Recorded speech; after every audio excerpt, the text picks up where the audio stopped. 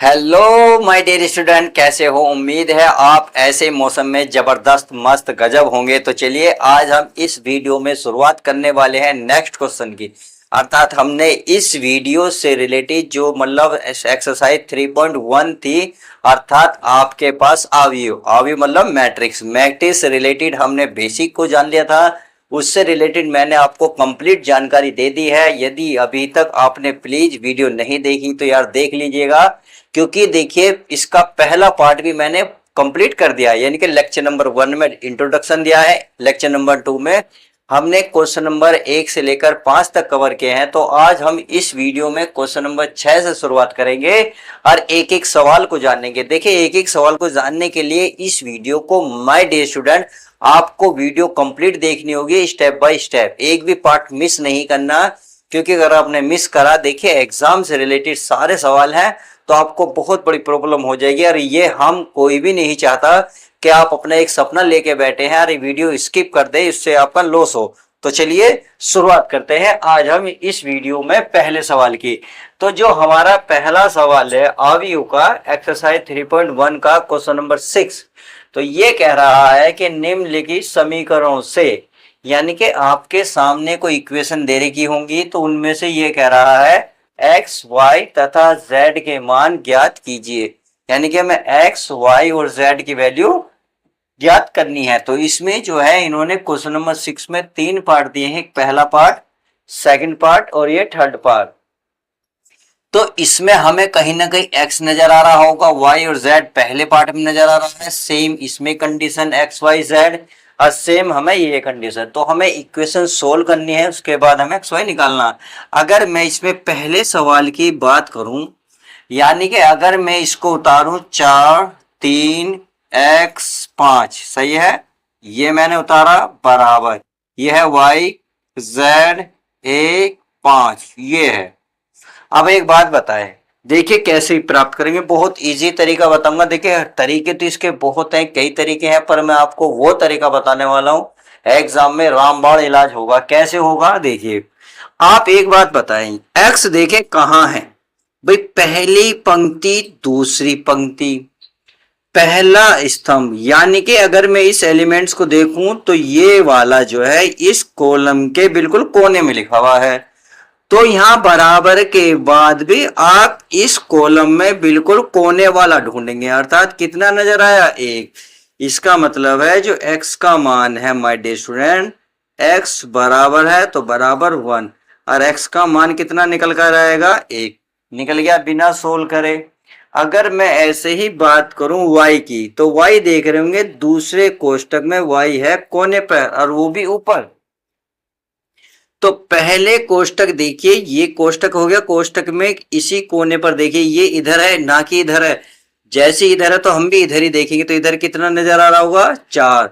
तो इसका मतलब तो ये हुआ y बराबर कितना निकल गया, 4। सो सिंपल सा तरीका है, ये निकला। अगर मैं बात करूं इसमें z की, क्योंकि इसने कहा x y z, तो x y z की वैल्यू निकाल लेते हैं। अगर मैं y की बात करूं तो y है लास्ट में कोने पे ऊपर, तो इसमें देखिए लास्ट में कोने पे ऊपर कितना नजर आ रहा है, 3। तो इसका मतलब तो ये हुआ माय डियर स्टूडेंट कि z बराबर कितना निकला, 3 निकल गया, और इसका यही फाइनल आंसर आ जाएगा। तो ये पहला सवाल छोटा सा था, उम्मीद है समझ में आ गया होगा। अब चलते हैं सेकंड सवाल पर। सेकंड सवाल के लिए सेकंड सवाल हमारा ये कह रहा है कि इसमें जो है देखिए कंडीशन क्या कह रहा है इसमें बिल्कुल यही उतारेंगे। अगर मैं देखना चाहूं तो आपको x प्लस वाई, क्या है x प्लस वाई, फिर क्या है देखिए स्टार्टिंग में है, स्टार्टिंग में देखिए बराबर के बाद स्टार्टिंग में क्या है, 6 है, तो बराबर के बाद लिखेंगे 6। समझ में आ गई। अब आगे देखते हैं। यानी कि अब इसमें देखिए आपको एक चीज नजर आ रही होगी, अगर मैं यहां देखूं z है कितना है, 5 प्लस z, तो अगर मैं यहां लिखना चाहूंगा 5 प्लस z बराबर, यानी कि इस कॉलम में अगर मैं लास्ट में नीचे देखूं z मिल रहा, तो इस कॉलम में लास्ट में क्या लिख रहा है, 5, तो इसका मतलब 5 हुआ। अब यहां से मुझे z की वैल्यू प्राप्त हो सकती है। अगर मैं 5 को उधर ले जाऊं तो माय डियर स्टूडेंट 5 में से अगर 5 माइनस करूंगा तो क्या हो जाएगा, ये बन जाएगा z का मान 0। क्या बन जाएगा, 0। तो आई होप इतनी बात आपको समझ में आ गई होगी। अब बात चलती है इसमें से हम जो है किसका मान निकालें, एक्स वाई की बात फंस रही है। यानी कि एक्स वाई का मान कितना है, 6x प्लस वाई, और एक्स वाई का मान यहाँ कितना मिलेगा, आप ध्यान से देखेंगे तो ये मिलेगा आपको 8 मिलेगा। कितना, 8। तो चलिए इसे मैं समीकरण 1 कह देता हूं और कोशिश करते हैं इसमें से वैल्यू निकालने की। अगर मैं इस समीकरण में से x को उधर लेके जाऊं तो, या आप y को ले जाए जैसा चाहो, तो इसको उधर ले जाएंगे तो 6 माइनस वाई होएगा। तो इसका मान इस वाली इक्वेशन के अकॉर्डिंग एक्स वाई बराबर कितना मिल रहा, 8। तो इसमें x की वैल्यू कितनी है, 6 माइनस वाई। यहाँ x के स्थान पर मैं रख सकता हूं 6 माइनस वाई, ये y है बराबर 8। इसके इसमें गुणा कर लो, 6y माइनस वाई स्क्वायर बराबर 8। अब इसे सोल्व कर लेते हैं। तो इस y को इधर ले जाओ तो वाई स्क्वायर प्लस का हो गया, इसको इधर ले जाएंगे तो माइनस का 6y। अरे इधर तो 8 हमारा है ही प्लस का, बराबर इधर क्या बचेगा हमारा, 0। अब देखिए यहाँ ये फैक्टर हो रहे हैं। फैक्टर कैसे, अर्थात ये वाला जो वैल्यू है वो मल्टीप्लाई करने के बाद आना चाहिए, और यहाँ चिन्ह क्या है, प्लस। तो प्लस करने से 6 भी आना चाहिए।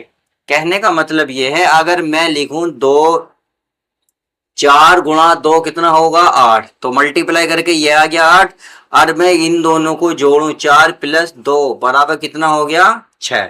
तो एक बात का ध्यान रखना है आपको, 4 और 2 ये चेंज नहीं होने चाहिए, दोनों रूल फॉलो भी करें। यानी कि ये भी आ जाए और ये भी आ जाए, संख्या इक्वल होनी चाहिए। तो हमारा दिख गया। तो मैं यहां रख सकता हूं y square minus 4 plus 2 y plus 8 बराबर 0, या वाई स्क्वायर, इस 6 के स्थान पर 4 प्लस 2 लिखा है। आप चाहो तो इस 8 के स्थान पर 4 गुणा 2 भी लिख सकते हो बराबर 0। अब इस y की गुणा इसके साथ होगी, तो ये माइनस है तो माइनस 4 किस में करेंगे तो 4y, माइनस प्लस होते हैं माय डियर स्टूडेंट माइनस, 2 की y में करेंगे तो 2y, और प्लस के हो जाएंगे 4 गुणा 2 बराबर 0। अब एक बात मुझे ध्यान से बताएं, इसमें क्या कॉमन नजर आ रहा है।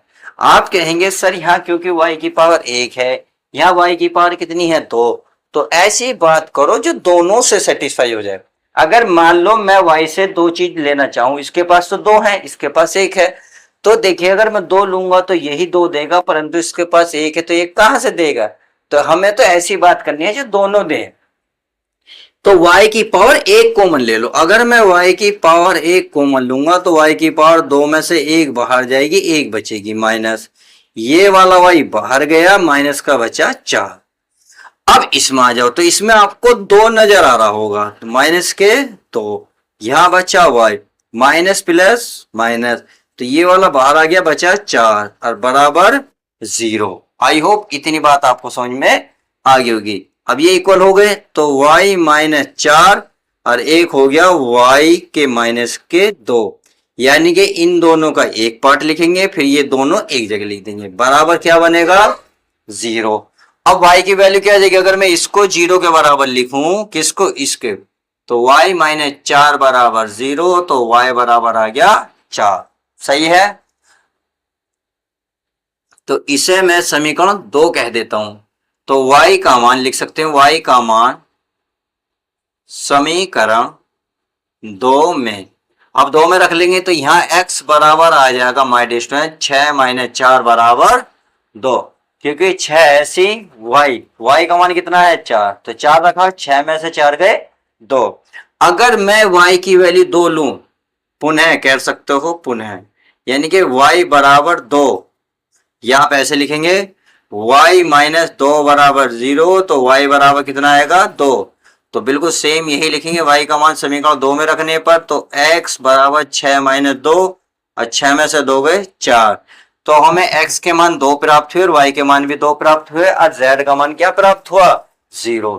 तो इस तरीके से इसने x y z बूझा था हमारा। आई होप क्वेश्चन समझ में आ गया होगा। तो चलिए हमारा क्वेश्चन नंबर फर्स्ट समझ में आया, सेकंड समझ में आया। आप देखते हैं थर्ड क्वेश्चन। हमारा थर्ड क्वेश्चन क्या कहता है, देखिए इसमें भी एक्स वाई जेड है, पर ये सिंपल सवाल है क्योंकि ये सवाल तो थोड़ा बड़ा था, बट कोई नहीं, हमें समझ में आना चाहिए, बड़ा हो या छोटा। अगर मैं इसकी बात करूं माय डियर स्टूडेंट, तो क्या होगा भाई, इसके ये है एक्स प्लस वाई जेड बराबर है हमारा 9, तो यहां लिखो एक्स वाई और जेड बराबर 9, सही है। अगर मैं इसकी बात करूं यानी कि एक्स प्लस जेड बराबर कितना है 5, इसे समीकरण 1 बोल दो, इसे बोल दो 2, और ये ले लो y प्लस जेड बराबर कितना है 7, इसे समीकरण कितनी हो गई 3, क्योंकि ये स्टार्टिंग में है तो स्टार्टिंग वाला, ये बीच में है तो बीच वाला, लास्ट में है तो लास्ट वाला, सही है। अब एक बात ध्यान से देखें, आपको यहां एक चीज नजर आ रही होगी एक्स प्लस वाई, यहां एक्स प्लस वाई नजर नहीं आ रहा, परंतु एक चीज देखिए वाई प्लस जेड नजर आ रहा, तो वाई प्लस जेड इसके मतलब साथ में यहां इसके स्थान पर रख सकता हूं, बिल्कुल रख सकता हूं। तो यहां लिख सकते हो समीकरण 3 से y प्लस जेड का मान, y देखिए y प्लस जेड है का मान समीकरण 1 में हमें 1 में रखना है, तो x तो हमारा ऐसे ही रहेगा, यह y प्लस जेड, और y प्लस जेड की वैल्यू देख रहे हो 7 बराबर कितना है 9, तो हमें x बराबर मिल जाएगा, जैसे मैं 7 को इधर ले जाऊंगा माइनस का हो जाएगा, तो x बराबर 9 में से 7 गए 2, तो हमें क्या मिला, हमें मिला x का मान। अब चाहो तो आप x का मान समीकरण 2 में पुट कर सकते हो, सिंपल सा है। अगर मैं इसका मान यानी कि x बराबर 2 समीकरण 2 में रखने पर, तो चलिए रख देते हैं। अगर मैं इसमें रखना चाहूंगा तो यहां है x का मान है 2, तो 2 रखा, प्लस यह है z बराबर कितना है 5, तो सिंपल सा नजर आ गया होगा, 5 2 को ले जाऊंगा तो माइनस के 2, 5 में से 2 गए 3, तो हमें x का मिला, z का मिला। अब बात फंसती है y की। अगर मैं समीकरण 3 में देखूं तो y प्लस जेड है, क्लियर है, और z हमें प्राप्त हो गया 3, तो यहां 3 रख सकता हूं, बिल्कुल रख सकता हूं, तो यहां लिख सकते हैं z बराबर 3 समीकरण 3 में रखने पर, तो यहां लिखेंगे y प्लस कितना है z का मान कितना 3 बराबर 7। अब इस 3 को उधर ले जाएंगे तो y बराबर 7 माइनस के 3, तो y बराबर 4 आ जाएगा। इस तरीके से हमने देखा हमारे x, y और z के मान आ गए।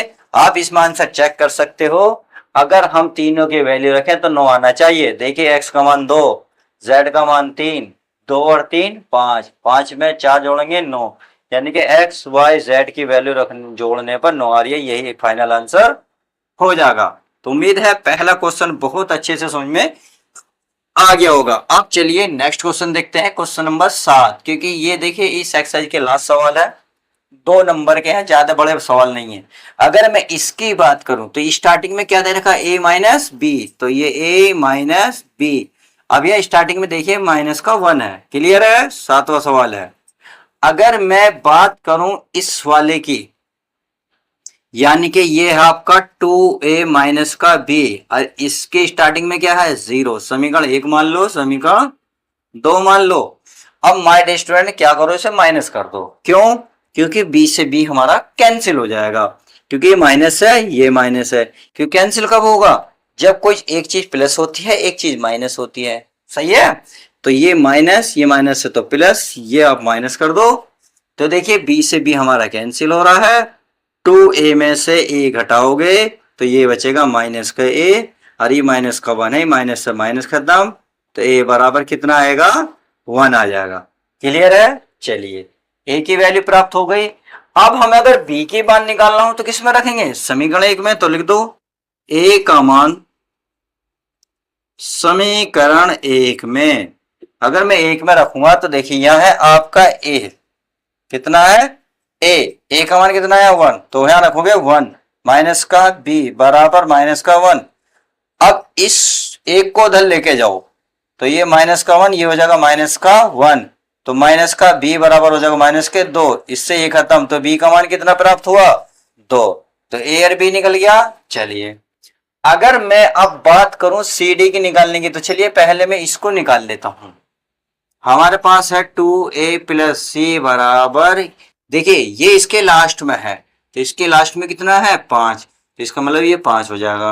अब हमें a का मान कितना पता है 1, तो यहाँ लिख सकते हो a बराबर 1 पर, तो रख लो c की वैल्यू निकल जाएगी। तो 2 गुणा a के स्थान पर 1 प्लस c बराबर 5, या 2 एकम 2 प्लस c बराबर 5।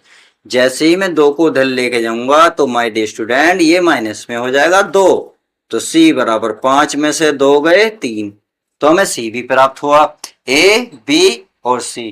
अब क्या बच रहा है d, तो चलिए d भी निकाल लेते हैं। d क्या करेंगे, तो 3c प्लस d, ये लास्ट में, तो लास्ट में कितना है इसमें 13, तो 13 लिख लेते हैं। 3 गुणा सी का मान कितना है 3 प्लस डी बराबर 13, 3 तिया 9, डी बराबर 13। अब 9 को उधर ले जाओगे तो किस में जाएगा माइनस में। अब 13 में से 9 माइनस करोगे तो 4 आएगा, और यही इसका फाइनल आंसर हो जाएगा। तो इसलिए यही हो जाता है ए बी सी डी की वैल्यू बताइए। तो हमें ए का वैल्यू मिली, बी की मिली, सी की मिली, डी की मिली। देखो इसके करने का मल्टीपल तरीका है। अगर आप मान लेते इससे ए बी उतार लेते और उसके बाद सी डी उतार लेते तो आपको सारा कंफ्यूजन होता था। मैंने देखा ये माइनस है, ये माइनस है, अगर मैं चेंज करूंगा तो बी से बी कैंसिल हो जाएगा, हमें यहाँ ए मिल जाएगा। और जब कोई जब कोई इक्वेशन होती है, हर इक्वेशन में कोई एक वेरिएबल बचता है तो वो उसकी वैल्यू हमें ऑलरेडी मिल ही जाती है। तो वही मैंने करा है, वही आपको ध्यान भी रखना है। आप ऐसा नहीं करें किसी को किसी से मैच कर दें, उससे क्या हो जाएगी प्रॉब्लम हो जाएगी। आई होप मेरी बात आप समझ रहे होंगे। तो चलिए क्वेश्चन नंबर 7 भी आपको अच्छे से समझ में आ गया। अब क्वेश्चन नंबर देखते हैं लास्ट, ये क्या कह रहा देखिए, जिन बच्चों ने मेरी वीडियो कंप्लीट देखी होगी तो ध्यान रखना, मैंने आपको इसमें एक तरीका बताया था। क्या बताया था, इसमें ये बताया था कि अगर एक वर्ग अवयवी होता है तो उसकी कंडीशन क्या होती है। वर्ग अवयवी की कंडीशन होती है यदि उसकी पंक्ति और स्तंभ क्या है आपस में बराबर हो जाएं। पंक्ति को माना था हमने m और स्तंभ को माना था हमने n। तो ये कह रहे पंक्ति और स्तंभ आपस में बराबर हो जाए तो एक वर्ग अवयवी होता है। तो कहने का मतलब है पंक्ति की संख्या बराबर स्तंभ की संख्या। तो पंक्ति की संख्या हमने m मानी थी और स्तंभ की संख्या को n माना था, तो m बराबर n जहां होगा वो वर्ग अवयवी कहलाएगा। तो आप इसमें अब देख रहे होंगे वर्ग अवयवी में ये तो है नहीं, क्योंकि ये तो इससे बड़ा है, ये इसको बड़ा कर रहा है, और अभी कंडीशन बताई यही होगा कि m और n आपस में क्या होंगे बराबर होंगे। तो आई होप आपको अब समझ में आ गया होगा। तो इस वीडियो में हमने इस एक्सरसाइज को पूरी तरीके से कंप्लीट कर ली है। आई होप आपको बहुत अच्छे से समझ में आया होगा, क्योंकि 2 नंबर या 5 नंबर का सवाल इसमें कभी कभी फंस जाता है। तो चलिए आज हमने कंप्लीट करी इस एक्सरसाइज को, मिलते हैं नेक्स्ट वीडियो के साथ, नेक्स्ट एक्सरसाइज के साथ, क्योंकि उसमें बेसिक बताऊंगा। तो चलिए bye, take care, love you guy, अपना ध्यान रखें।